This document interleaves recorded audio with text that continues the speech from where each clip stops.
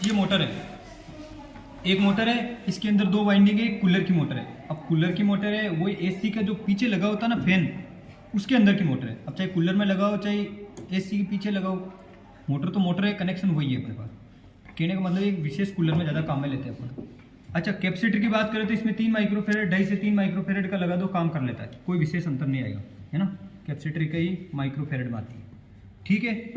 अब चीज़ें याद क्या रखनी है कि जब भी मोटर के 4 टर्मिनल आते हैं ना बाहर, 4 टर्मिनल बाहर आते हैं तो 2 वाइंडिंग है, 2 वाइंडिंग के जब 4 टर्मिनल बाहर आ रहे हैं ना, तो एक तो स्टार्टिंग वाइंडिंग होगा और एक रनिंग का होगा। कहने का मतलब एक का प्रतिरोध ज़्यादा और एक का कम होगा, और एक का प्रतिरोध एक ज़्यादा और एक का कम होगा ना, तो इस प्रतिरोध के अंतर के कारण वो धारा भी उस प्रकार फ्लो होगी, तो इसका मैग्नेट भी इनके आधार पे बनता है।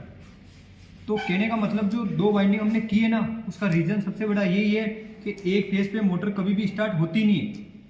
मतलब एक वाइंडिंग पे तो एक फेज हुआ तो एक फेज पे कभी भी घूर्णमान चुंबकीय क्षेत्र नहीं बनता, तो इसलिए हर मोटर में कम से कम 2 वाइंडिंग की हुई होती है। हाँ, हालांकि ये बात अलग है कि बाद में हटा देते हैं उसको स्विच के द्वारा, और एक ही वाइंडिंग पे मोटर घूम सकती है और घूमती है सिंगल फेज। लेकिन इसका घूर्णमान चुंबकीय क्षेत्र पैदा करने के लिए एक फेज को 2 फेजों में बांटा गया है ना, जिसको स्प्लिट फेज कहते हैं। तो स्प्लिट फेज ये इसकी जो स्टार्टिंग वाइंडिंग है ना, जिसका प्रतिरोध उच्च होता है, उसके श्रेणी क्रम में कैपेसिटर जुड़ा होता है, उसके श्रेणी क्रम में कैपेसिटर और रनिंग वाइंडिंग होती है जिसका प्रतिरोध कम होता है, तो उसी पे मोटर चलती है। कनेक्शन की बात करें तो 4 टर्मिनल बाहर आ रहे हैं, 4 टर्मिनल बाहर आने के बाद में जब 2 मोटर के जो इस मोटर के अंदर 4 टर्मिनल से एक ही वाइंडिंग के 2 सिरे होंगे, फिर एक के 2 होंगे, अलग अलग वाइंडिंग के 2 सिरे लेके किसी को भी जोड़ दो, आप जोड़ के सीधा सीधा सप्लाई दे दो इधर, जो ये वायर आ रहा है तुम्हारे पास व्हाइट वाला, सीधा सप्लाई दे देंगे इधर, और फिर जो 2 बाकी बचे हैं ना, उस पर सीधा कैपेसिटर जोड़ दो, ठीक है। कैपेसिटर जोड़ दो, पंखे में यही तो कह रहा है तुम्हें, ये देखो ये दोनों वाइंडिंग है जिसको कॉमन करके एक तो इधर निकाल लिया, 4 सिरे थे, 2 वाइंडिंग के अलग अलग वाइंडिंग के 2 सिरों को लेके जोड़ दो इधर, जोड़ने के बाद एक सप्लाई दे दो इधर, ठीक है।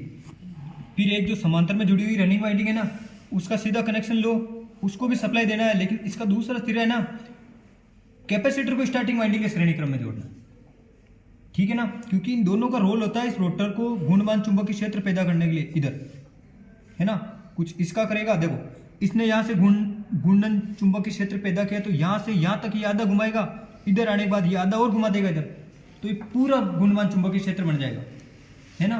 केवल स्टार्टिंग वाइंडिंग इसलिए कहते हैं, ये स्टार्ट करने के काम आती है। स्टार्ट करने के बाद में ये एक ही फेज पे चलती रहती है, ये यहाँ पे आगे जाके सिंगल फेज मोटर में एक सेंट्रीफ्यूगल स्विच आएगा जो 75 से 80% गति के बाद में स्टार्टिंग वाइंडिंग को हटा देता है, और मोटर एक ही वाइंडिंग पे चलती है।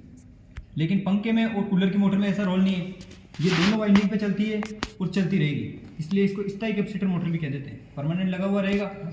तो देखो इसमें मैग्नेट बनता है नहीं बनता है, ये देखो। अच्छा, इसके अंदर इसके साथ में बात कर लेते हैं ना, फैराडे का नियम, सप्लाई दे इसको एक बार देखो, इसमें घूर्णमान चुंबकीय क्षेत्र बनता है, कैसे बनता है इधर देखो एक बार लगा, सप्लाई देखो, है ना, ये देखो ये मैग्नेट बनता है इसमें घूर्णमान चुंबकीय क्षेत्र, ये देखो, और ये घूमने वाला ये देखो, है ना। तो कहने का मतलब इसी प्रकार तो इसके अंदर ये भी डालोगे ना तो भी ये देखो, ये आवाज़ आ रही है ना, ये घूर्णमान चुंबकीय क्षेत्र ही तो है इसके अंदर, है ना। तो अब ऐसा क्यों हो रहा है, देखो अब फैराडे का नियम अब समझ में आएगा। क्या कहता है माइकल फैराडे, फैराडे का नियम सुन लो मेरी बात फिर। ट्रांसफार्मर, जनरेटर, मोटर, इन सभी के अंदर फैराडे का नियम ही काम करता है अपने, है ना। तो क्या कह रहा है देखो, फैराडे ही कहता है किसी, ये अपने पास कॉइल है, कहने का मतलब धारावाही चालक को चुंबकीय क्षेत्र में रखने का, देखो सीधे सीधे शब्दों में किताबों में ये लिखा हुआ है और ये यहाँ से सिद्ध हो रहा है। धारावाही चालक को चुंबकीय क्षेत्र में रखने पर, धारावाही चालक यानी आर्मेचर, डीसी है तो आर्मेचर, एसी है तो रोटर बोल देते हैं इसको, ठीक है ना। धारावाही चालक को चुंबकीय क्षेत्र में रखने पर, है ना, जब इसको सप्लाई से जोड़ रहे हैं ना अपन, तब चुंबकीय क्षेत्र बन रहा है। ये अस्थायी चुंबक है, सप्लाई दी तो चुंबकीय क्षेत्र बनेगा, बाकी नहीं बनेगा, इसलिए इसको अस्थायी चुंबकीय क्षेत्र बोलते हैं, ठीक है ना। तो धारावाही चालक को चुंबकीय क्षेत्र में रखने पर उसमें अगर ईएमएफ उत्पन्न होता है फ्लक्स का छेदन होके, तो जनित्र ठीक है ना। अगर फ्लक्स का छेदन होता है, इसकी चुंबकीय बल रेखा जो पहले बन रही थी ना, इसको रखने के बाद में वो कटेगी और अपन सप्लाई ले लेते हैं तो वो जनित्र है। और धारावाही चालक को चुंबकीय क्षेत्र में रखने पर इस पर एक बल काम करेगा, तभी तो आवाज आ रही है। धारावाही चालक को चुंबकीय क्षेत्र में रखने पर एक बल काम करेगा, है ना, जिसको चुंबकीय खिंचाव बल बोलते हैं। चुंबकीय बल काम करेगा जिसके कारण ये घूमेगा अपने पास, तो उसको, तो ये चुंबकीय ड्रैग का सिद्धांत होता है, ये भी फेराडे का ही है अपने पास, है ना, ठीक है। इसको धारावाही चालक बोलते हैं। अच्छा, इसकी बात कर लेते हैं रोटर। ये पूरा एक प्रकार से ट्रांसफार्मर का काम ही हो रहा है। देखो, विद्युतीय रूप से जुड़ा नहीं होके चुंबकीय रूप से जुड़ा होता है। इसके अंदर छड़े की बात करें, रोटर के अंदर, एसी के अंदर घूमने वाला पार्ट रोटर, रोटर के अंदर जो छड़े होती है ना, एल्यूमिनियम या कॉपर की होती है।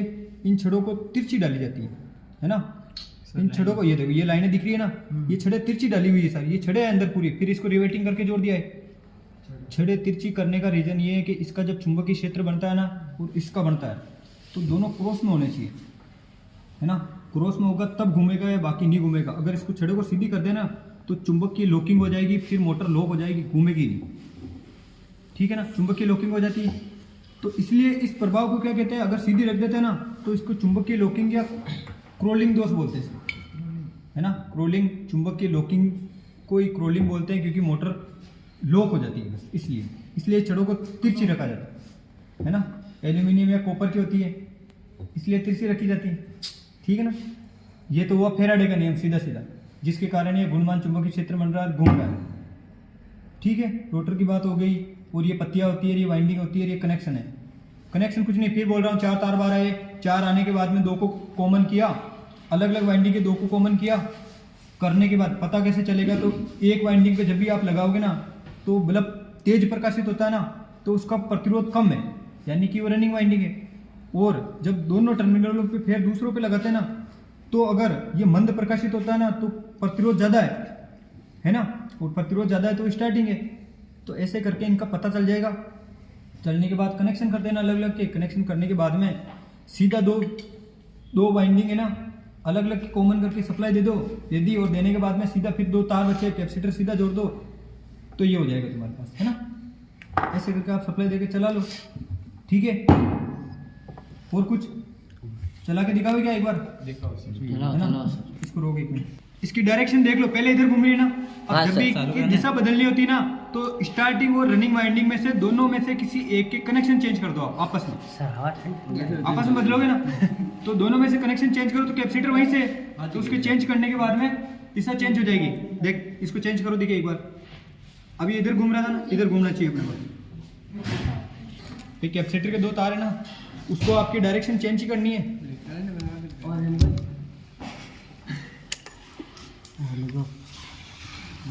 कहने का मतलब, देखो इधर, ये देखो, ये दिशा चेंज हो गई, यानी इसके अंदर जो चुंबकीय क्षेत्र बन रहा है ना, वो इधर घूम रहा था पहले, और अब इधर घूमने लग गया।